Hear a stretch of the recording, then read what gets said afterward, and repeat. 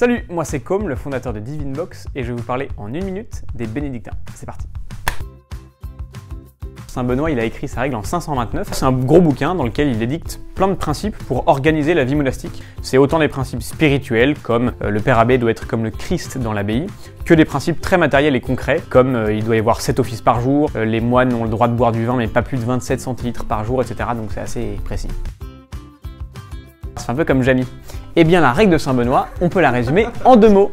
Ora et labora. Ça fait 3 mots d'ailleurs. Je vais faire cette blague, elle est pas mal. Ora et labora. Quand vous êtes bilingue latin, vous savez que ça veut dire prière et travail. Donc quand le moine ne dort pas, une partie du temps il prie, avec notamment 7 offices par jour, et l'autre partie du temps il travaille de ses mains.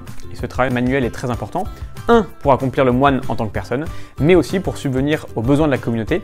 À l'époque, Saint Benoît voulait que le monastère soit indépendant et ne soit pas un poids sur la société. Bon, cette question elle est facile. Benoît en latin, ça se dit Benedictus, et donc ceux qui suivent la règle de Saint Benoît sont appelés... Exactement. Eh bien aujourd'hui, il y a plein d'ordres et de sous-ordres bénédictins, parce qu'il y a quand même plus de 1500 ans d'histoire, mais vous pouvez retenir 2 noms. Le premier, c'est la congrégation de Subiaco, avec par exemple l'habit de Landévennec chez les hommes ou l'habit de Chantelle chez les femmes. Et puis la deuxième congrégation, c'est celle de Solesmes, issue de l'abbaye de Solesmes, comme son nom l'indique, dans la Sarthe. Et vous connaissez par exemple l'habit de Jouques chez les femmes ou l'habit de Fongombault chez les hommes.